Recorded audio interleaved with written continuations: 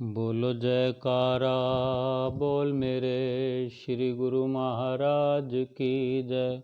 सभी प्रेमियों से जय सच्चिदानंद। सभी गुरुमुख प्रेमियों ने हमारे हृदय सम्राट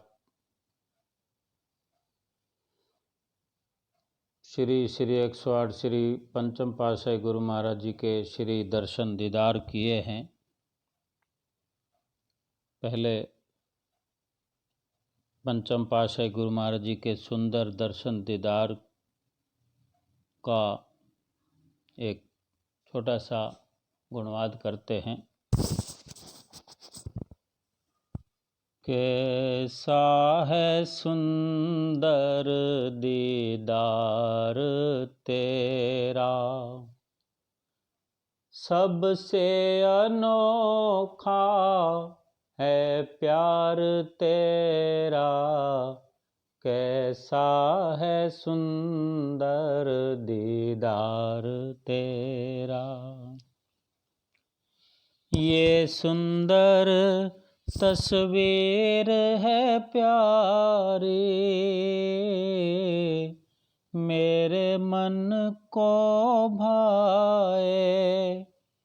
ऐसा जादू भरा है इसमें, मन जो खींचा जाए। देवे जिस पे दृष्टि डाल, होवे पल में वो निहाल। ऐसा मुखड़े का है चमत्कार तेरा, कैसा है सुंदर दीदार तेरा। जब जब दर्शन पाँव में तेरा, आँखों में मस्ती आती। होश भूले तन मन की सारी, हालत पलट है जाती।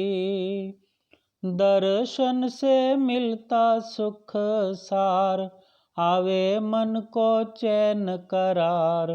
है जग से निराला दरबार तेरा, कैसा है सुंदर दीदार तेरा।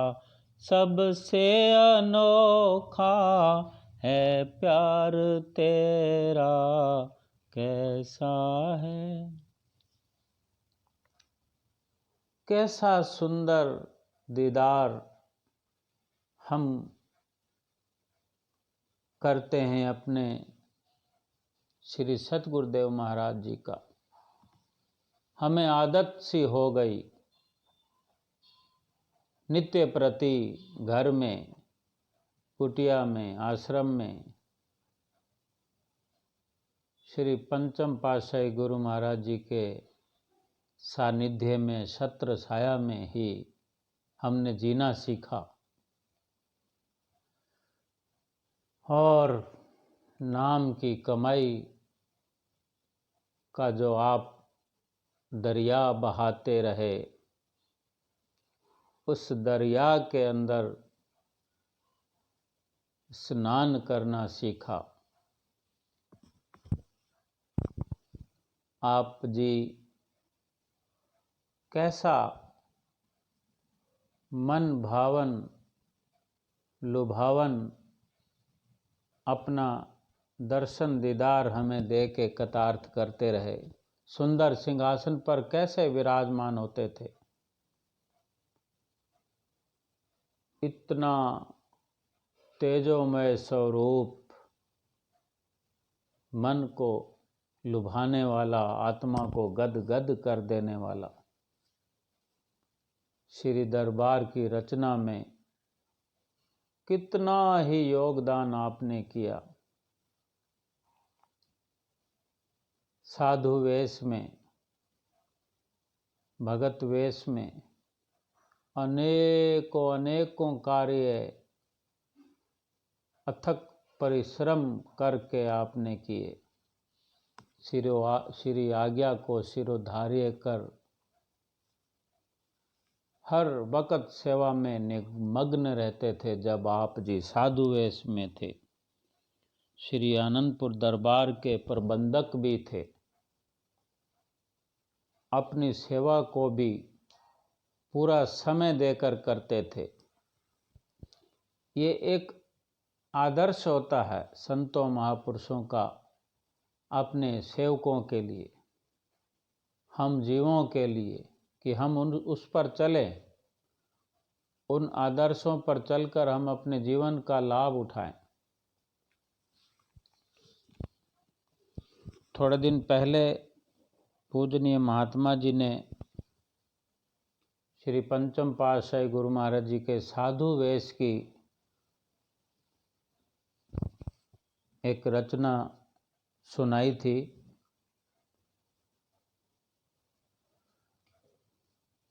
जो महात्मा जी श्री कार चलाते हैं, उन्होंने सत्संग में श्री आनंदपुर दरबार में श्री हजूरी में सत्संग सुनाया और उन्होंने ही आप जी का पंचम पातशाही गुरु महाराज जी का एक आदर्श सुनाया, जो मैं वर्णन करता हूँ कि एक काफ़ी समय पहले की बात है, जब आप पंचम पातशाही गुरु महाराज जी साधु वेश में थे, तो वो महात्मा जी बताते हैं कि वो आप जी के पास छोटी उम्र में पंचम पातशाही गुरु महाराज जी की सेवा में थे। जब पंचम पातशाही गुरु महाराज जी साधु वेश में थे, और तब श्री आनंदपुर में आनंद शांति भवन तीसरी पातशाही गुरु महाराज जी का वो निर्माण हो रहा था। तो वहाँ पर सेवा चलती थी नित्य प्रति। फिर आप जी और भी अनेक सेवाएं करते थे। पंचम पातशाही गुरु महाराज जी साधु वेश में साइकिल के द्वारा श्री आनंदपुर में भी चक्कर लगाकर जहाँ जहाँ काम होता था वो देख रेख करते थे, जो उनके जिम्मे होता था।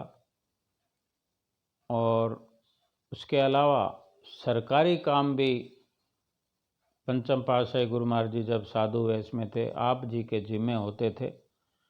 कभी आसपास के जैसे ईसागढ़ जो नज़दीक गांव है, वहाँ पर जो सरकारी काम होता तो आप साइकिल पर जा करके आते थे।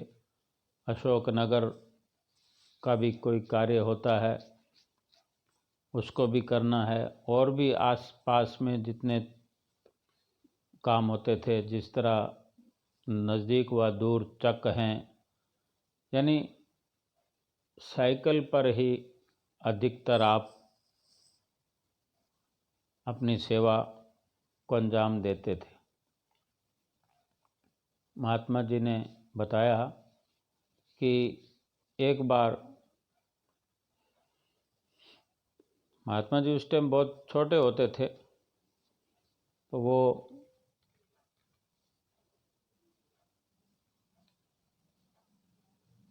पंचम पातशाही गुरु महाराज जी के साधु वेश में उनकी सेवा में होते थे और पढ़ाई भी करते थे। महात्मा जी बता रहे थे वो पढ़ाई भी किया करते थे। तो पंचम पातशाही गुरु महाराज जी को सेवा के लिए किसी का सरकारी काम के लिए ईसागढ़ जाना हुआ। तो सरकारी काम में तो समय लगता है, आने जाने में भी समय लगता है, वहाँ पर सरकारी कार्य में भी समय लग जाता है। तो उनको आते आते शाम का वक्त हो चला था। तो जब आपने कृपा फरमाई तो वो महात्मा जी बता रहे थे कि महात्मा जी ने विनय की कि स्वामी जी भोजन कर लीजिए, लंगर कर लीजिए। तो पंचम पातशाही गुरु महाराज जी ने फरमाया कि अभी नहीं, अभी हमें सेवा पर जाना है। तो महात्मा जी बताते हैं कि मैंने कहा कि स्वामी जी आप अभी सेवा से ही तो आ रहे हैं, कुछ विश्राम कर लो और भोजन वगैरह कर लो। तो श्री गुरु महाराज जी ने फरमाया कि नहीं, हमें आज्ञा हुई है श्री गुरु महाराज जी की। ये पंचम पातशाही गुरु महाराज जी साधु वेश में कह रहे हैं कि हमें आज्ञा हुई है श्री गुरु महाराज जी की कि अपनी सेवा से, ड्यूटी के समय से 1 घंटा अधिक सेवा करनी है। कहाँ हम आज सेवा कर पाते हैं अपने पूरे समय की भी, और कहाँ आपने आदर्श रखा कि अपने नियुक्त समय से भी 1 घंटा अधिक सेवा करनी है। ऐसा आपने आदर्श बनाया हुआ था। सो ऐसा कहकर आप जी फिर से सेवा के लिए चले गए वहाँ जहाँ सेवा चल रही थी। उस वक़्त अंधेरा हो रहा था और जो सेवा करने वाले थे, घर के और बाहर के जो भी काम करने वाले, तनख्वाह वाले जो भी थे, वो सब जा चुके थे। लेकिन आप जी को देर हो गई थी, लेकिन जो आज्ञा है वो आज्ञा के अंदर रहकर जो आपने सेवा का वचन पूरा करना है, श्री गुरु महाराज जी की प्रसन्नता और उनकी आज्ञा को जो शिरोधार्य करके जो होना चाहिए, उसको करने के लिए उन्होंने फरमाया कि जाना ही है, वो कार्य करना ही है जो श्री गुरु महाराज जी ने हमें आज्ञा दी है। तो आप जी वहाँ पर गए अकेले ही, वहाँ कोई नहीं था। आप अकेले अपनी सेवा को, ड्यूटी को पूरा किया। वो सेवा कुछ भी हो सकती है। जो काम वहाँ पर सेवा करने वाले अधूरा छोड़ जाते हैं, किसी चीज़ की संभाल करनी, किसी भी काम की संभाल करनी, देख रेख करनी, वो सेवा ही है। आपके जिम्मे जो भी सेवा थी वो बखूबी आप वहाँ करके फिर आए। उसके बाद में कुछ भोजन पानी की बात। ऐसे थे हमारे पंचम पातशाही गुरु महाराज जी। और हमको यही सीखना चाहिए, यही समझना चाहिए। और ऐसे आदर्श आपने बनाए। ऐसा नहीं है कि श्री गुरु महाराज जी महापुरुष ऐसे ही कहलाते हैं, अथक प्रयास करते हैं, शारीरिक सेवा करते हैं। कोई भी कार्य ऐसा नहीं जो श्री गुरु महाराज जी ने ना किया हो। हर मुश्किल से मुश्किल कार्य छठी पातशाही गुरु महाराज जी ने कोई ऐसा मुश्किल कार्य नहीं जो ना किया हो। मुश्किल से मुश्किल कार्य आपने श्री दरबार के लिए, श्री दरबार की रचना के लिए कितनी कुर्बानियाँ दी हैं। पहली पातशाही गुरु महाराज जी से लेकर छठी पातशाही गुरु महाराज जी तक सभी अपने अपने रूप में कुर्बानियाँ करते आए हैं, अपने सुखों का त्याग करते आए हैं। सिंहासन पर विराजमान होकर भी सुखों का हर वक्त त्याग ही किए हुए रहते हैं। हमें चाहे लगता हो कि श्री गुरु महाराज जी के इतने सेवादार हैं, लेकिन आप हमें दिखाते हैं, एहसास कराते हैं कि श्री गुरु महाराज जी खुद सेवादार हैं। जहाँ जहाँ हमें दुख तकलीफ होती है, हम पुकारते हैं तो हमारे काम कौन करता है? हमारे काम कौन आसान करता है? हमारी विपदा कौन हरता है? हमारे दुखड़े कौन मिटाता है? हमें विश्वास है तभी तो हम पुकारते हैं। तो आप अगर हमारे दुखड़े मिटाते हैं तो क्या तकलीफ़ को सहन किए बिना या सुख का त्याग किए बिना कोई दुखड़े मिटा सकता है? नहीं। ये हमें विश्वास करना चाहिए कि हमारे श्री गुरु महाराज जी हमारे लिए हर वक्त तैयार रहते हैं। तो हमारा भी तो कुछ फर्ज बनता है, हम भी हर वक्त तैयार रहें कि वो हमें जो हिदायत करते हैं, जो आदेश करते हैं। है जीवन का जीवन तू ही, है प्राणों से प्यारा, दीन अनाथों का मेरा सतगुरु, केवल तू है सहारा।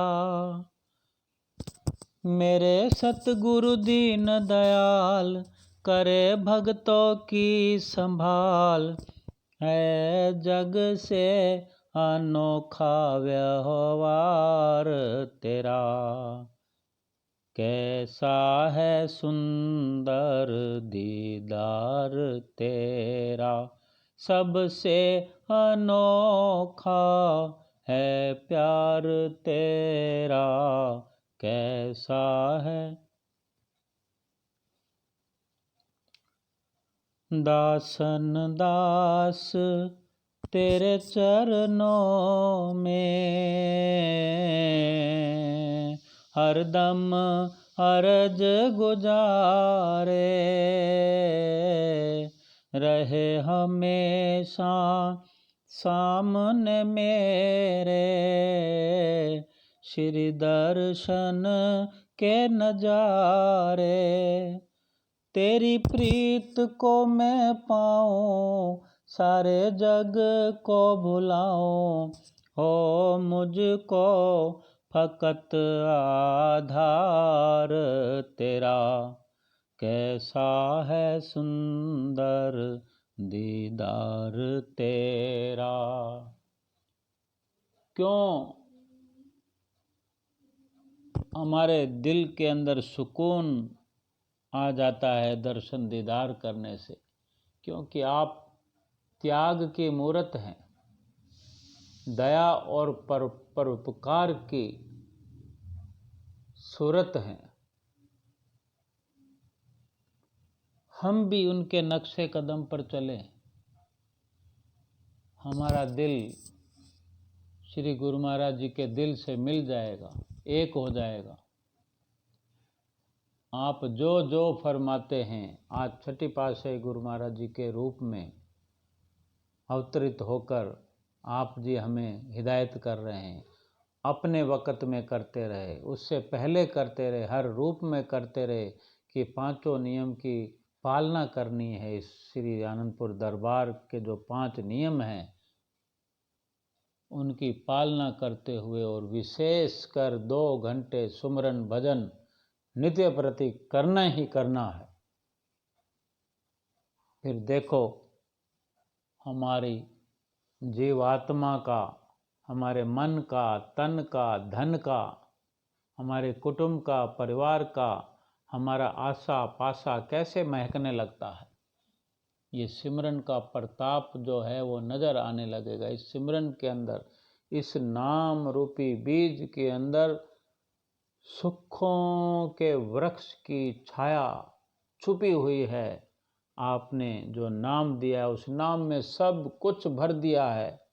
हमको वो नाम जप कर उसके अंदर सब कुछ प्राप्त करना है। बोलो जयकारा बोल मेरे श्री गुरु महाराज की जय।